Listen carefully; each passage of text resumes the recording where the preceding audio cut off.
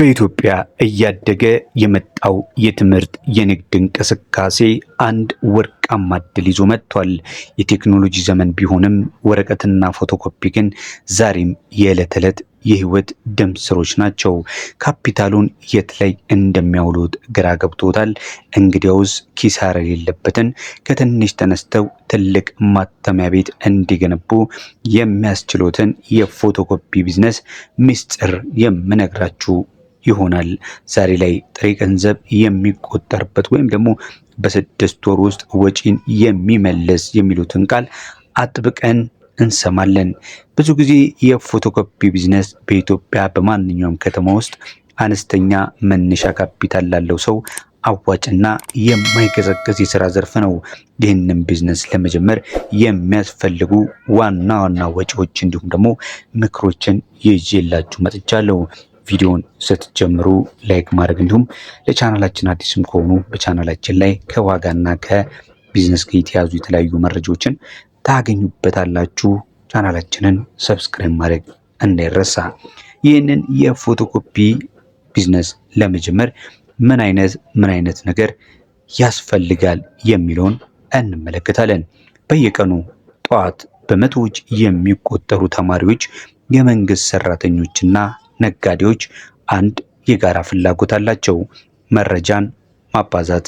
ታዲያ ይህን ከፍተኛ ፍላጎት ወደ ቋሚ ገቢ ለመቀየር ምን ያህል ዝግጁ ነዎት?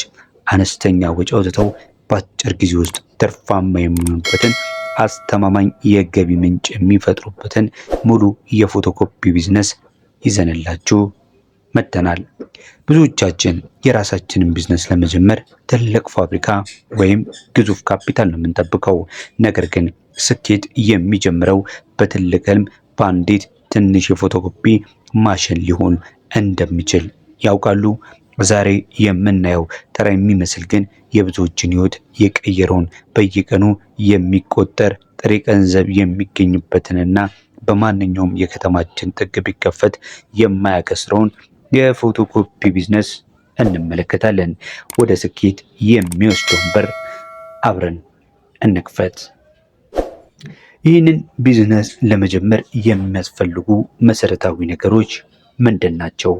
አንደኛ፣ ቦታ። የዚህ ቢዝነስ ስኬት 80% የተመሰረተው በቦታ ምርጫ ላይ ነው።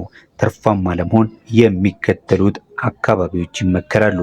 በትምህርት ቤቶች እንዲሁም ዩኒቨርሲቲ አቅራቢያዎች፣ በመንግስት መስሪያ ቤቶች፣ በክፍለ ከተማ፣ በወረዳ፣ በፍርድ ቤት ዙሪያ ቢሆን ይመረጣል። ከፍተኛ የንግድ እንቅስቃሴ ባለባቸው ህንፃዎች ውስጥ ቢሆን በጣም አሪፍ ነው። የንግድ ፍቃድ በአካባቢው ንግድ ፍቃድ የኢንዱስትሪ ጽሕፈት ቤት የሚወጣ ንግድ ፍቃድ አለ፣ ከዛ ማውጣት ይቻላል። በተጨማሪም መሳሪያዎችን ስንመለከት ጥራት ያለው የፎቶኮፒ ማሽን ባለቀለም ቢሆን ይመረጣል። ሌላው ኮምፒውተር፣ ዲስክቶፕ ወይም ደግሞ ላፕቶፕ ሊሆን ይችላል። ፕሪንተር፣ ስካነር፣ የላሚኔቲንግ ፕላስቲክ ማሽን ማለት ነው። እንዲሁም ደግሞ የወረቀት መቁረጫና ስቴፕለር ካለን ለመነሻ በቂ ነው። ሌላው ግምታዊ መነሻ ወጪውን ቀጥሎ ነግራችኋለሁ። ወጪው እንደ ማሽኖቹ ጥራትና እንደ ብራንዳቸው እንዲሁም ደግሞ እንደ አካባቢው የቤት ኪራይ ሊለያይ ይችላል። ግምታዊውን ብር ግን በመቀጠል ነግራችኋለሁ። መካከለኛ የፎቶኮፒ ማሽን ከ80 ሺህ ብር ጀምሮ እስከ 150 ሺህ ብር። ከ80 ሺህ ብር ጀምሮ የሚገኘው ያገለገለ ነው። እስከ 150 ሺህ ብር ግን አዲሱን አጣጡም። ኮምፒውተርና ፕሪንተር ከ35 ሺህ እስከ 50 ሺህ፣ ይህም ባገለገለና በአዲሱ እስከ 50 ሺህ ብር ማግኘት ትችላላችሁ። የቤት ኪራይ ቅድመ ክፍያ ኮሚሽንን ጨምሮ ከ20 ሺህ እስከ 50 ሺህ ብር ልትወጡ ትችላላችሁ። የቢሮ እቃዎች እንደ ጠረጴዛ፣ ወንበር፣ መደርደሪያ የመሳሰሉትን ከ15 ሺህ ጀምሮ እስከ 25 ሺህ። የመጀመሪያ ዙር ወረቀትና ቀለሞችን ለመግዛት እንዲሁ ከ10 ሺህ እስከ 15 ሺህ። ጠቅላላ ድምር ከ160 ሺህ ብር ጀምሮ ፎቶኮፒ ቤቱን መክፈት ትችላላችሁ። ነገር ግን ከፍ ላድርገውም ካላችሁ ጥሩ ጥራት፣ ጥሩ ነገር ጥሩ እቃ ይዛችሁ ጥሩ ኳሊቲ ያላቸውን ነገሮች ይዛችሁ ብትጀምሩ ከ160 ሺህ ጀምሮ እስከ 290 ሺህ የኢትዮጵያ ብር ልታፈሱ ትችላላችሁ።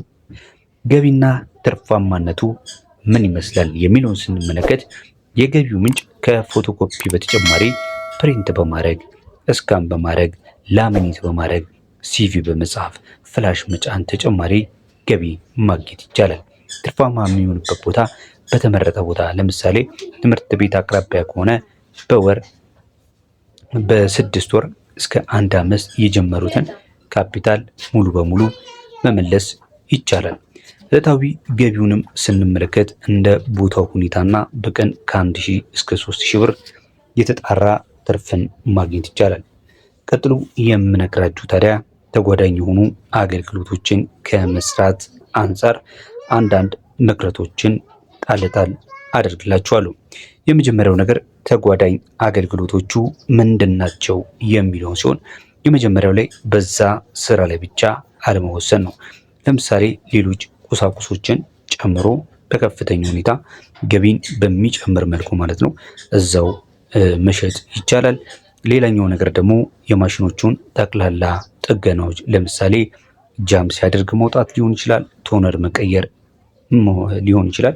ሌላ ጠጋኞችን ወይም ደግሞ ባለሙያዎችን አምጥቶ ከማሰራት ይልቅ ራሳችን ብንለምድ የጥገና ወጪን ይቀንሳል ማለት ነው።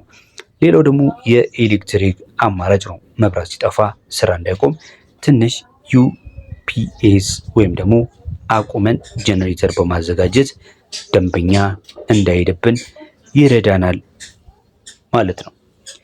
ሌላው ደግሞ እዚህ ጋር ተያይዞ የሚነሳው ደንበኞችን እንዲሁም ደግሞ ሁልጊዜ ሊያመጣቸው የሚችለው ነገር የደንበኛ አያያዝ ነው። ደንበኛ ሰልፍ አይወድም። ስለዚህ ፈጣን መሆን፣ ደንበኛን በመልካም አቀራረብ መቅረብ ለንግዱ እጅግ በጣም ወሳኝ ነው ማለት ነው።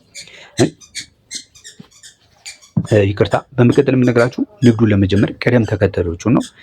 የመጀመሪያው እንደነገርኳችሁ ይህን ንግድ ለመጀመር የገበያ ጥናት ማድረግ ያስፈልጋል። የትኛው አካባቢ ሰው ይበዛል የሚለው መለየት። ሌላው በሁለተኛ ደረጃ ሱቅ መከራየት፣ ትንሽ ቦታ ቢሆንም በቂ ኤሌክትሪክ እና ደህንነት ያለበትን ቦታ መያዝ። ማሽኖችን መግዛት በሶስተኛ ደረጃ ጥራት ያላቸው በገበያ ላይ መለዋወጫ ያላቸው እንደ ካነን እነ ሪኮ የመሳሰሉትን መምረጥ አሪፍ ነው።